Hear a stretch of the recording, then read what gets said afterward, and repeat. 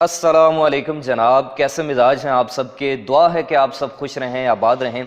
आप देख रहे हैं एजे इलेक्ट्रिक यूट्यूब चैनल और मेरा नाम आमिर है। प्यारे दोस्तों, आज की ये वीडियो लैब वोल्ट सीरीज की ये दूसरी वीडियो है और आज जिस तिलिस्माती किस्म की मशीन का हम चर्चा करने वाले हैं उसका नाम है जी सिंक्रोनस मोटर। सिंक्रोनस मोटर प्यारे दोस्तों एक बहुत ही कमाल की मशीन होती है जो कि इंडस्ट्री में बहुत वसी पैमाने पर इस्तेमाल की जाती है। तो आज की इस वीडियो में प्यारे दोस्तों मैं एक रियल टाइम सिंक्रोनस मोटर के ऊपर पूरा पोस्टमार्टम परफॉर्म करने वाला हूं। हम डिस्कस करेंगे उसकी बनावट, उसके काम करने का असूल, उसके काम करने का तरीका, उसका ऑपरेशन, उसके स्टार्टिंग के मेथड्स और इसके अलावा इंडस्ट्री में वो कहां पे इस्तेमाल होती है। और इसके अलावा मैं आपको लैब वोल्ट के अंदर एक सिंक्रोनस मोटर को प्रॉपर ऑन करके उसका जितना भी जो डाटा है वो भी आपके साथ शेयर करूंगा। तो आज की ये वीडियो आपने पूरी देखनी है। मैं उम्मीद करता हूं कि ये वीडियो देखने के बाद आपके सिंक्रोनस मोटर के बारे में जितने भी जो कॉन्सेप्ट्स है वो क्लियर होने वाले हैं। तो प्यारे दोस्तों, सबसे पहली चीज कि मोटर क्या चीज है, व्हाट इज मोटर। तो मोटर कहते हैं जनाब ऐसी इलेक्ट्रिकल डिवाइस को जो कि इलेक्ट्रिकल एनर्जी को, बिजली को मैकेनिकल एनर्जी में कन्वर्ट करे अपनी शाफ्ट के ऊपर। और इसका जो उलट होता है वो होता है जनाब जनरेटर, यानी कि ऐसी इलेक्ट्रिकल डिवाइस जो कि मैकेनिकल एनर्जी को जो कि उसकी शाफ्ट के ऊपर आती है उसको इलेक्ट्रिकल एनर्जी में कन्वर्ट करे, आपको मैकेनिकल एनर्जी से वो बिजली बना के दे। यानी कि मशीन एक ही होती है, उसको अगर आप इलेक्ट्रिकल एनर्जी प्रोवाइड करते हैं और वो आपको मैकेनिकल एनर्जी प्रोवाइड करे तो उसको आप मोटर कह देते हैं। और अगर आप उसी मोटर को मैकेनिकली घुमाना शुरू कर दें उसकी शाफ्ट के थ्रू, किसी टरबाइन से, किसी इंजन से या फिर किसी भी प्राइम मूवर से, तो वो आपको बिजली पैदा करके देना शुरू कर देती है। तो फिर आप उस मशीन का नाम रखते हैं जनाब जनरेटर। तो किसी भी मोटर को जनरेटर बनाया जा सकता है और किसी भी जनरेटर को मोटर बनाया जा सकता है। फर्क जो है वो सिर्फ सप्लाई के देने और लेने का है। Point number 2, what is synchronous motor. Synchronous motor की आखिर डेफिनेशन क्या है। तो जो किताबों में डेफिनेशन लिखी हुई है सिंक्रोनस मोटर की वो तो ये होती है कि ऐसी इलेक्ट्रिकल डिवाइस या फिर ऐसी मोटर जो कि सिंक्रोनस स्पीड के ऊपर चलती है उसको हम सिंक्रोनस मोटर कहते हैं। सिंक्रोनस का मतलब होता है प्यारे दोस्तों हम आहंग, हम ख्याल। जैसे दो बंदे एक पॉइंट के ऊपर आपस में रजामंद हो जाएं, राजी हो जाएं, तो हम कहते हैं जनाब कि ये आपस में इनके दरमियान हम आंगी पैदा होगी है या फिर ये हम ख्याल हो गए हैं। तो इसी के लिए इंग्लिश में लफ्ज इस्तेमाल किया जाता है जनाब सिंक्रोनिज्म या फिर सिंक्रोनाइज हो जाना, लॉक हो जाना। तो हम कह सकते हैं जनाब कि सिंक्रोनस मोटर एक ऐसी मोटर होती है जिसके अंदर जो उसके रूटर के जो पोल्स हैं नॉर्थ और साउथ, वो स्टेटर फ्लक्स से बनने वाले जो पोल्स हैं उनके साथ आपस में सिंक्रोनाइज होके लॉक होके चलते हैं। तो इस तरह की मोटर को हम कहते हैं जनाब सिंक्रोनस मोटर। और ये जो सिंक्रोनस स्पीड होती है इसका जो फार्मूला होता है वो होता है NS = 120 F/P। तो प्यारे दोस्तों, सिंक्रोनस मोटर जो है ये किसी भी इंडस्ट्री के अंदर वो वाहिद मोटर है जिसको एट ए टाइम चलने के लिए, वर्क करने के लिए दो किस्म की सप्लाइयां चाहिए होती हैं। इसको आपने एट ए टाइम इसके स्टेटर वाइंडिंग के अंदर AC सप्लाई भी प्रोवाइड करनी होती है और इसकी जो रूटर वाइंडिंग होती है उसके अंदर आपने DC सप्लाई भी प्रोवाइड करनी होती है एट ए टाइम। इस तरीके से जो DC से नॉर्थ और पोल्स बनते हैं रूटर के ऊपर, वो स्टेटर के जो नॉर्थ और साउथ पोल्स हैं उनके साथ आपस में सिंक्रोनाइज हो जाते हैं। रूटर के जो नॉर्थ पोल हैं वो स्टेटर के साउथ पोल्स के साथ लिंक हो जाते हैं, लॉक हो जाते हैं, और उसके जो साउथ हैं वो इसके नॉर्थ के साथ लॉक हो जाते हैं।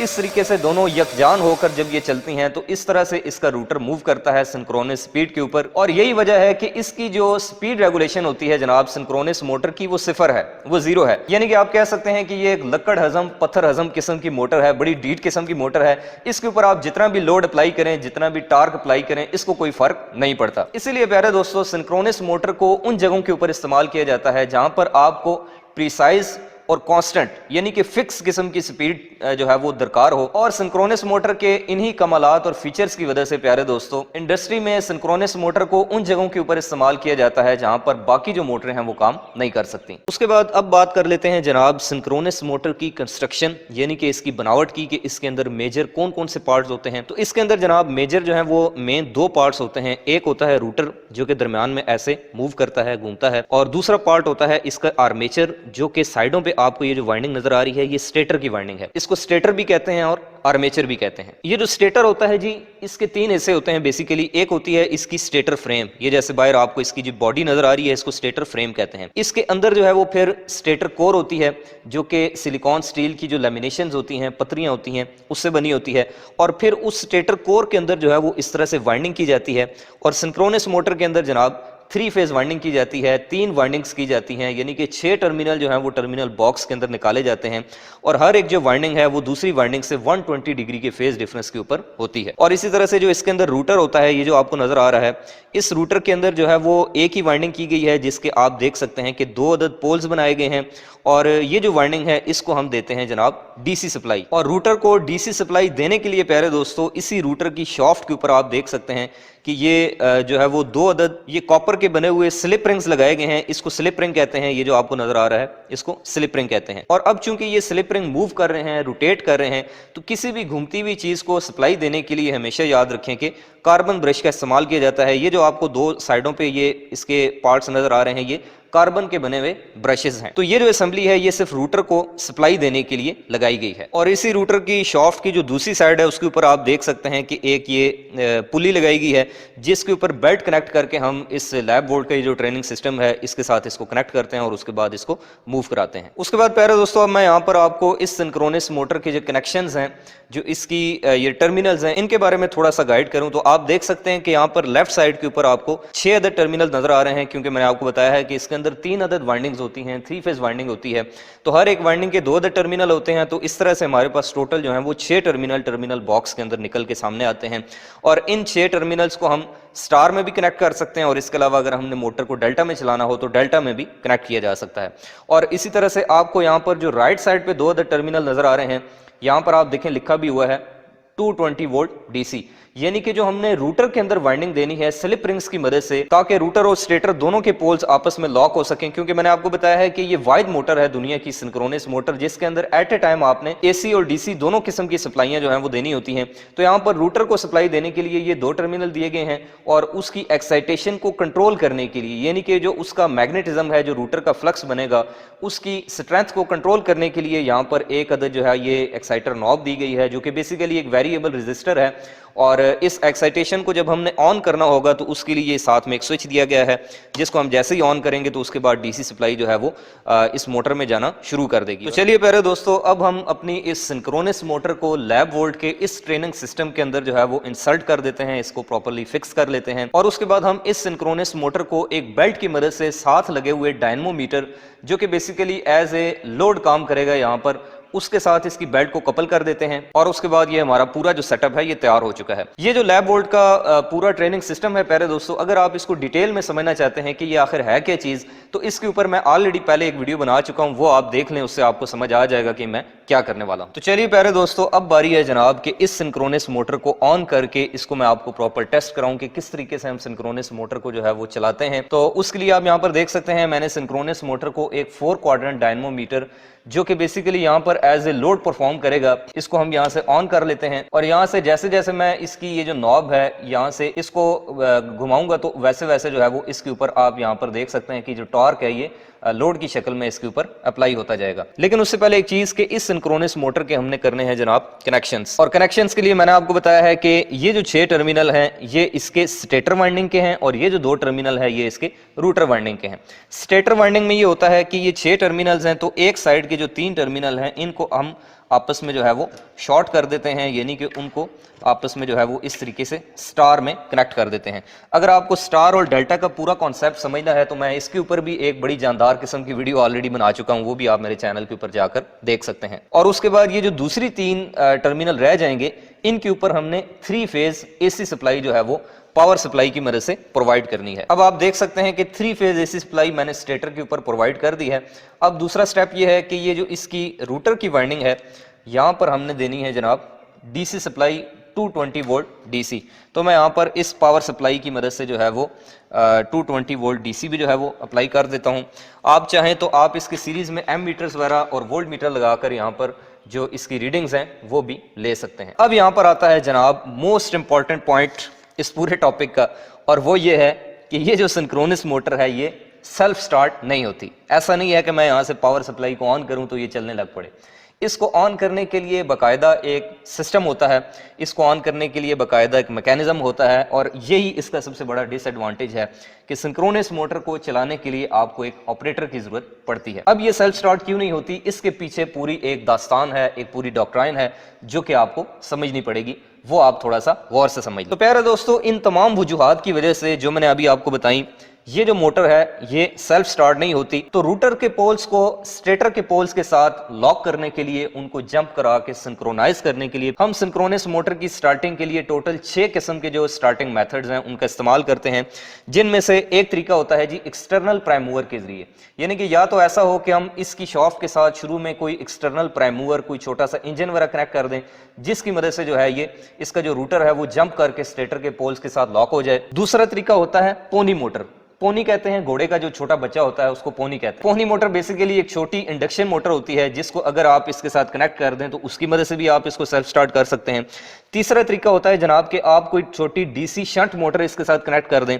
चौथा तरीका होता है डैम्पर वाइंडिंग। ये बड़ा एक मशहूर तरीका है, डैम्पर वाइंडिंग से भी आप सिंक्रोनस मोटर को सेल्फ स्टार्ट कर सकते हैं। और इसके अलावा एक बड़ा इंटरेस्टिंग किस्म का तरीका है कि अगर हम इसकी जो एसी सप्लाई है इसकी फ्रीक्वेंसी को कम कर दें, यानी कि by reducing AC supply frequency to the stator, उसको अगर हम कम कर देते हैं तो शुरू में नॉर्थ और साउथ पोल्स की जो डायरेक्शन है और इसके अलावा जो उनकी मूवमेंट है वो स्लो हो जाएगी और इस तरह से रूटर जो है वो आसानी से उसके साथ लॉक हो सकता है। बाद में आप आहिस्ता आहिस्ता फ्रीक्वेंसी को इंक्रीज कर सकते हैं। और सबसे आखिरी तरीका है जनाब starting as a induction motor, यानी कि शुरू में हम उसको as a induction motor start करें और उसके बाद थोड़ी देर बाद जब वो अपनी नॉर्मल नॉमिनल स्पीड के ऊपर पहुंच जाए तो फिर हम यहाँ से सप्लाई को ऑन करें और उसको सिंक्रोनस बना दें। तो अब यहाँ पर ये जो सिंक्रोनस मोटर आपको यहाँ पर सामने नजर आ रही है, इसकी रेटिंग है चूंकि कम, सिर्फ 175 वाट है, तो इसलिए मैं यहाँ पर इसको आखिरी मेथड के जरिए सेल्फ स्टार्ट बनाऊंगा। यानी कि पहले मैं इसको as a induction motor start करूंगा, जब ये अपनी नॉमिनल स्पीड पे आ जाएगी तो फिर मैं इसको यहाँ से डीसी सप्लाई दे के इसको सिंक्रोनस मोटर बना दूंगा। तो उसके लिए प्यारे दोस्तों अब अगला स्टेप ये है कि आपको यहाँ पर 4 क्वाड्रेंट डायनमोमीटर की जो डिस्प्ले स्क्रीन है, इसके अंदर इस वक्त टोटल 4 किस्म की जो चीज़ें हैं वो नज़र आ रही हैं। सबसे जो इसका लेफ्ट कॉर्नर है इसके ऊपर आप देखें तो यहाँ पर स्पीड आपको नज़र आएगी, राइट साइड के ऊपर आपको टार्क नजर आ रहा है, नीचे जो मोटर पावर कंज्यूम करेगी वो वाट में नजर आएगी और यहाँ पर नीचे जो है वो इसका स्टेटस आपको नजर आ रहा है कि अभी ये आप देख सकते हैं स्टॉप कंडीशन के अंदर है। तो अब होगा यूं कि जब तक मैं स्विच को ऑफ पोजीशन पे रखता हूँ, नीचे रखता हूँ, तो तब तक डीसी सप्लाई जो है वो सिंक्रोनस मोटर के अंदर इन नहीं होगी। जैसे ही मैं यहाँ से पावर सप्लाई को ऑन करूंगा ब्रेकर, तो ये motor as a induction motor जो है वो चलना शुरू हो जाएगी। और इंडक्शन मोटर के तौर पर मैं आपको यहाँ पर दिखाऊंगा, जैसे जैसे मैं इसको घुमाता जाऊंगा यहाँ से टार्क बढ़ता जाएगा। तो आपने देखना है कि इंडक्शन मोटर में जैसे जैसे आप लोड बढ़ाते जाएं तो स्पीड गिरती जाती है, लेकिन सिंक्रोनस मोटर की ये खासियत है कि जब आप लोड बढ़ाएं तो स्पीड के ऊपर कोई फर्क नहीं पड़ता। ये आपने यहाँ से ऑब्जर्व करना है। तो ये देखिए मैं यहाँ से इसको ऑन करता हूँ तो आप देख सकते हैं यहाँ पर कि इस वक्त जो स्पीड आ रही है वो है जी 1463, और अभी मैंने चूंकि कोई लोड ऑन नहीं किया तो यहाँ पर जो टॉर्क है वो आ रहा है जी 0 न्यूटन मीटर। अब यहाँ से मैं इसको स्टार्ट करता हूँ और अब आप देख रहे हैं कि इस वक्त जो इसका अपना टार्क है मोटर का जो ये बना रही है वो है 0.241। अभी मैंने इसको सिंक्रोनस मोटर नहीं बनाया, मैं आपको सिर्फ एज इंडक्शन इसका बिहेवियर चेक करा रहा हूँ। अब मैं यहाँ से इस पर टार्क अप्लाई करता हूँ, ये देखें ये अब जैसे जैसे टार्क बढ़ रहा है तो वैसे वैसे इसकी स्पीड जो है वो गिर रही है। ये देखें 1 न्यूटन मीटर का टार्क हो गया ऑलमोस्ट, और स्पीड इसकी पहले 1478 थी और अब देखें 1376 हो गई है। तो इसका मतलब ये है जी कि इंडक्शन मोटर में जैसे जैसे आप लोड अप्लाई करते हैं वैसे वैसे उसकी स्पीड गिरती रहती है, लेकिन सिंक्रोनस मोटर में प्यारे दोस्तों ऐसा नहीं होता। उसकी वजह यह है कि अभी आप देखेंगे कि जैसे ही मैं स्विच को ऑन करूंगा तो फौरन से ये जो सामने आपको 2 अदद बैरिंग नज़र आ रहे हैं ये एकदम से उछलेंगे, यानी कि रूटर के जो पोल्स हैं ये जंप करके स्टेटर के साथ लॉक हो जाएंगे और उसके बाद आपने देखना है कि इसका बिहेवियर चेंज हो जाएगा, ये फ़ौरन से सिंक्रोनस मोटर बन जाएगी और उसके बाद आपने इसकी स्पीड के ऊपर भी नज़र रखनी है। ये देखें बैरिंग उछले हैं और अब प्यारे दोस्तों ये बन गई है जी सिंक्रोनस मोटर, थोड़ी सी स्पीड भी बढ़ गई है। अब आप देखेंगे कि मैंने ये स्टार्ट कर दिया है, जैसे जैसे मैं इसके ऊपर टार्क अप्लाई करूँगा तो उसके बाद ये देखें स्पीड के ऊपर कोई फ़र्क नहीं पड़ रहा। अब आप जितना मर्जी इसके ऊपर टार्क अप्लाई कर दें, ये देखें मैं 1 से 2 पे ले गया हूँ इसको ऑलमोस्ट, लेकिन स्पीड जूं की तू ही है। पहले भी 1495 थी, अब भी 1495 है। इसका मतलब है प्यारे दोस्तों कि सिंक्रोनस मोटर जो है इसकी जो स्पीड रेगुलेशन है वो 0 होती है, 0 होती है।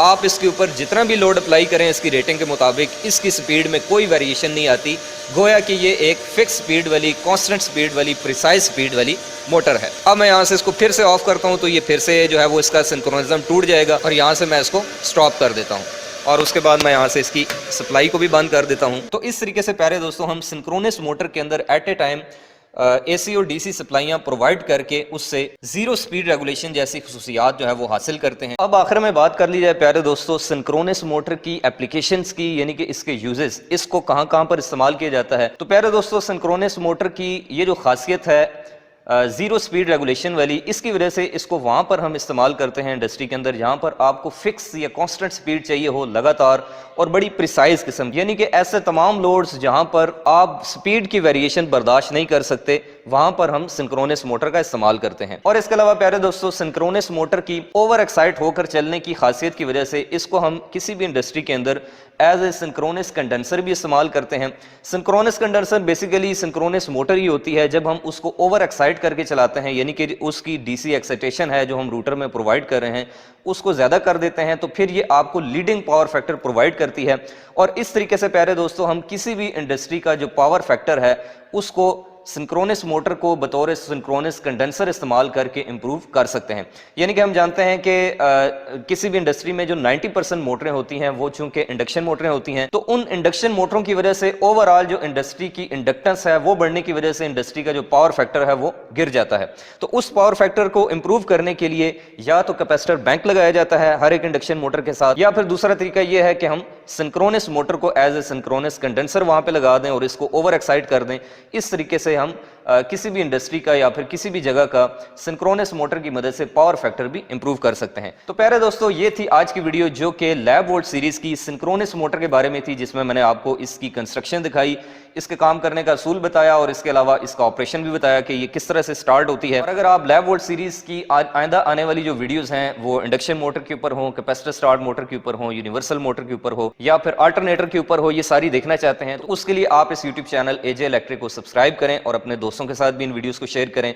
इंशाल्लाह आपसे मुलाकात होगी किसी और नई वीडियो में किसी और नए इंटरेस्टिंग टॉपिक के साथ। तब तक के लिए अपना और अपने प्यारों का रखिएगा ढेर सारा ख्याल। खुदा हाफिज।